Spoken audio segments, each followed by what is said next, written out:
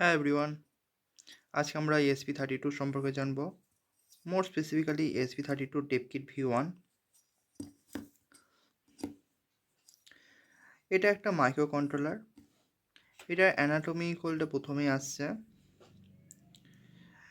এটার PCB antenna, যেটার use করে ESP32 ব্লুটুথ আর ওয়াইফাইয়ের সাথে কানেক্ট করতে পারি আমরা।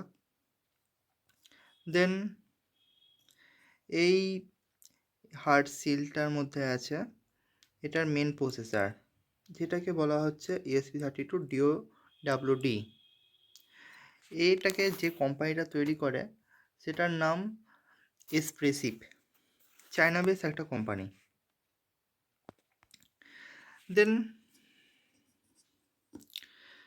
এই আরও জানলে দেখা যাবে ESP32 WD যেই প্রসেসরটা আছে সেটা একটা ডুয়েল কোর প্রসেসর আর 240 মেগাহার্টজের স্পিড, যেটা অর্ডিনো আমরা ইউনো যেটা ইউজ করি সেটা 16 হার্টজে ইউজ করা থাকে, 16 হার্টজ 8 বিট। বাট ESP32 আমরা ইউজ করি 240 হার্টজ 12 বিট, যেটা যথেষ্ট পাওয়ারফুল। দেন আসছে এটার মধ্যে 520 কেবির SRAM আছে, 404 MBর এক্সটার্নাল ফ্ল্যাশ আছে। দেন আসছি আমরা এটার মধ্যে মাইক্রো USB, যেটার সাহায্যে আমরা অর্ডিনো আইডি থেকে যে কোডটা করছি সেটা এর মধ্যে ফ্ল্যাশ করছি। ফ্ল্যাশ করে এটা যাচ্ছে প্রথমে এই টাইনি চিপটার মধ্যে, যেটার কোড হচ্ছে CP2102 বা CS340। এটাকে কোডটাকে প্রসেস করে মেন পিসিবিতে পাঠাচ্ছে।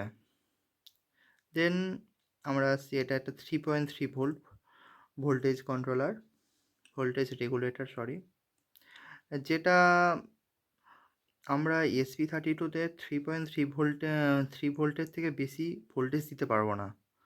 5 ভোল্ট দিলে এটা নষ্ট হয়ে যাবে। এটা ESP32র একটা ডিসঅ্যাডভান্টেজ বা এটা একটা ফিচার। দেন আসছে এটা ইনপুট এনেবেল থেকে, এনেবেল মিনস রিসেট। এটাকে টিপলে আমরা ESP32 ডিভাইসটাকে রিসেট করতে পারি। দেন আসছে বুট। আমরা যখন কোনো জায়গাতে কোড করে অর্ডিনো আইডি থেকে এটায় কোডটাকে আপলোড করি, তখন আপলোডের টাইমিং যতক্ষণ ধরে মাইক্রো প্রসেসিং থাকে তখন আমাদের বুটটাকে টিপে রাখতে হয়। এটা একটা ESP32 স্মল ওভারভিউ।